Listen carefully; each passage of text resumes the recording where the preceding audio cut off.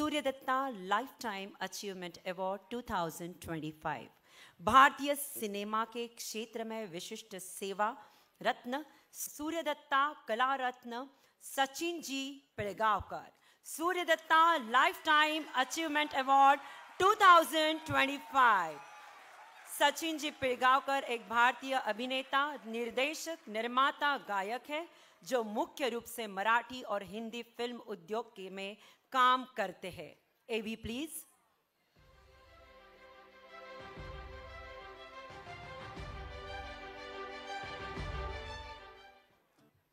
दोस्तों, आज हम अपने दर्शकों को भारतीय अभिनय जगत से जुड़े कुछ ऐसे ही कलाकार से रूबरू करवाने जा रहे हैं जिन्होंने छोटी सी उम्र में अभिनय की दुनिया में कदम रखा।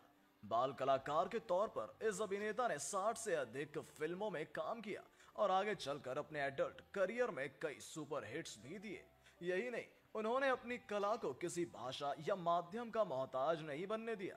हिंदी सिनेमा जगत के अलावा मराठी फिल्मों में भी उनकी प्रतिभा देखी और स्वीकारी गई। और तो और बड़े पर्दे के अलावा छोटे पर्दे पर भी उन्हें दर्शकों ने काफी सराहा। इन्होंने महज 4 वर्ष की आयु में ही अभिनय की दुनिया में कदम रखा। छोटी सी उम्र में शुरू किए गए इस शानदार सफर में सचिन ने हिंदी, मराठी, भोजपुरी जैसी तमाम भाषाओं में खूब काम किया और कई उपलब्धियां भी हासिल की। And this year the award goes to Shri Sachin Pilgaonkar. Suryadatta lifetime achievement award 2025। Shri Sachin ji Pilgaonkar, मैं मंच को विनंती करती हूँ कि आप उनको सम्मानित करें, पुरस्कार करें। हमारे चेयरपर्सन, वाइस प्रेसिडेंट और सभी मंच अध्यक्ष महोदय को मैं विनंती करती हूँ। देखिए, कमाल की होती है कला, भीड़ से भी अलग करती है कला, फिर उसी भीड़ को खींच लेती है कला। सचमुच कमाल की होती है कला, कमाल की होती है कला। Suryadatta Kala Ratna lifetime achievements award 2025 Shri Sachin ji Pilgaonkar. जोरदार तालियों के साथ हमें उनका सम्मान करना है, हमें सूर्यदत्ता की ओर से उनको अभिनंदन करना है। डॉक्टर संजय जी चोडिया एवं सुषमा जी चोडिया, इन्होंने किया हुआ ये सुंदर ऐसा माहौल आप सभी बच्चों के लिए है। ये बहुत बहुत अभिनंदन है श्री सचिन जी पिलगांवकर, आपका Suryadatta lifetime achievement award 2025 के मान करी श्री सचिन जी पिलगांवकर। मैं उनको विनंती करती हूँ कि आप अपना मनोगत व्यक्त करें। श्री सचिन जी पिलगांवकर अपने इस हृदय के भाव अपने सभी हृदय में समर्पित करें। श्री सचिन जी पिलगांवकर सर। गणपती बाप्पा।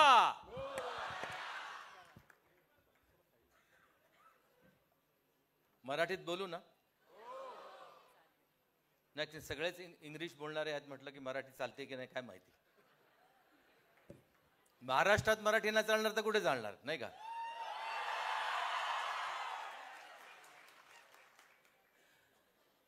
मी मनापासून आभारी आहे सूर्यदत्ता इन्स्टिट्यूटचा, एज्युकेशनल इन्स्टिट्यूटचा। एक फार मोठं काम खूप वर्षांपासून आमच्या चोरडिया भावांनी केलेलं आहे। म्हणजे आमचे हे आता नातलग झालेले आहेत, माहिती आहे का तुम्हाला? हा, तुम्हाला आश्चर्य वाटेल पण खरी गोष्ट आहे, हे नातलग झालेले आहेत। आणि त्याचमुळे मी आज इथे हे लाईफ टाईम अचीवमेंट अवॉर्ड मी घ्यायला आलो। खरं म्हणजे मी कधी घेत नाहीत लाईफ टाईम अचीवमेंट अवॉर्ड, म्हणजे काय, ह्याच्यानंतर काम बंद करा।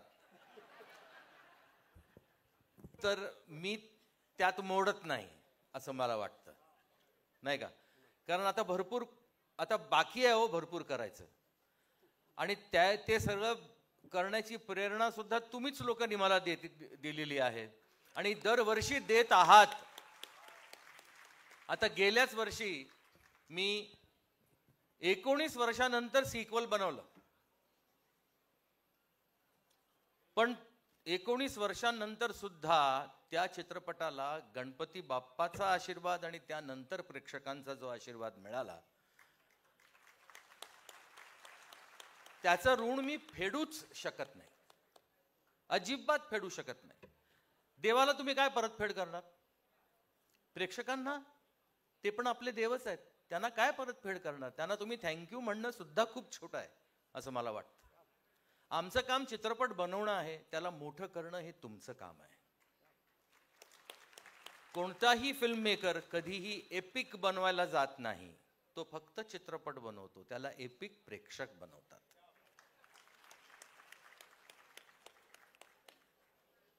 तर मग आपण पण काहीतरी देऊ लागतो. तर मग कसं, ही परतफेड कशी करायची?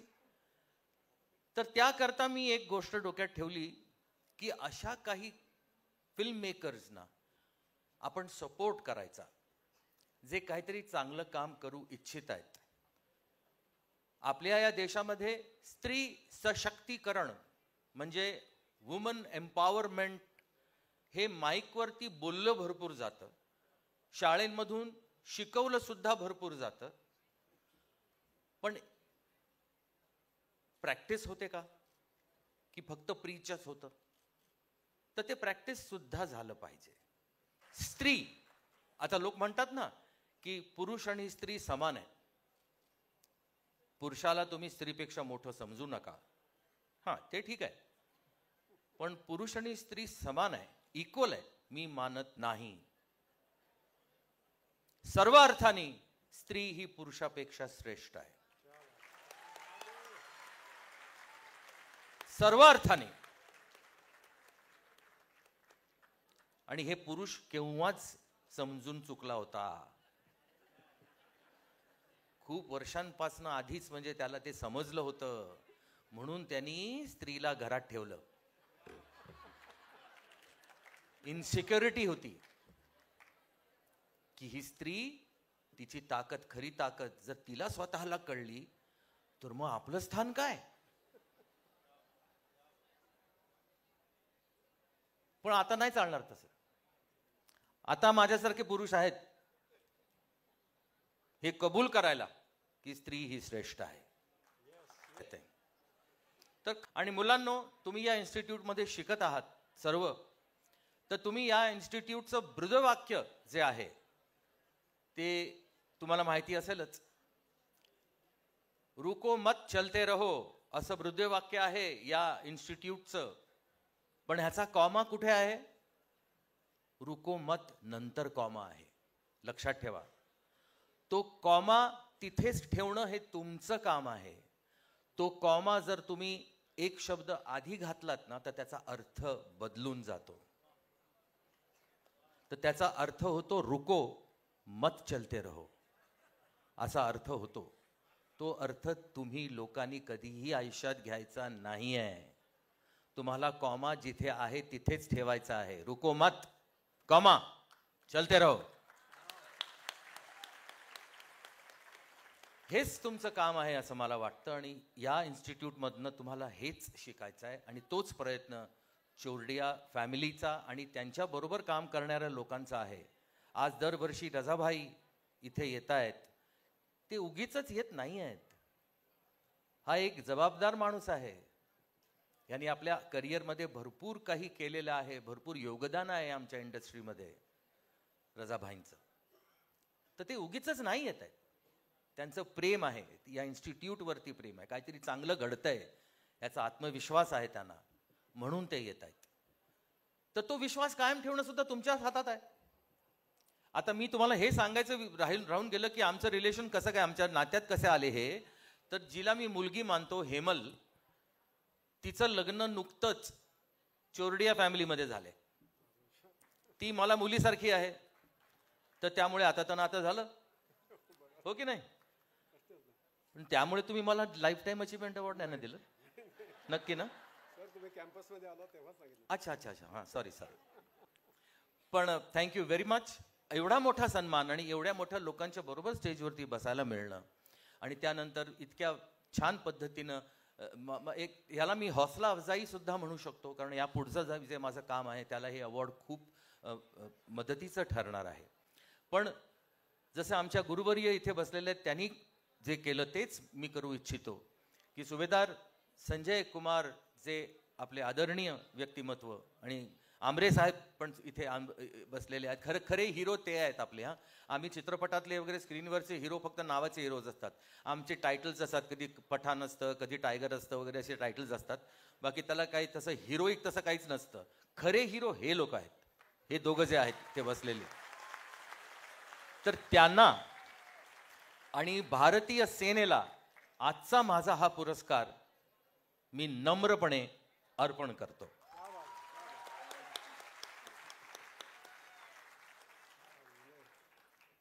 असंच प्रेम ठेवा. हा पुरस्कार दिल्याबद्दल मी आपणा सर्वांचा मनपूर्वक आभारी आहे. एकच वचन देतो की आतापर्यंत जेवढी मेहनत मी करत आलेलो आहे त्याहून जास्त मेहनत करण्याचा प्रयत्न करेन. खूप खूप धन्यवाद. माननीय सचिनजी पिळगावकर यांच्यासाठी अगदी माय माझी मराठी मध्ये सांगू इच्छिते की सचिनजी, ऋतू बदलत जातात, दिवस उजाडतो आणि मावळतो, सागरालाही येत राहते भरती आणि ओहोटी, फक्त बदलत नाही ती माणसांमधील अनमोल अशी नाती. आणि याच अनमोल नात्यांची जोपासना करत आपण आतापर्यंत काम करत आला आहात आणि पुढेही करणार आहात. तुमच्या या नवीन मूवीसाठी सूर्यदत्ता ग्रुप ऑफ इन्स्टिट्यूट तर्फे खूप खूप शुभेच्छा. जोरदार टाळ्यांनी आपण त्यांचं अभिनंदन करणार आहोत आणि खूप खूप शुभेच्छा आहेत.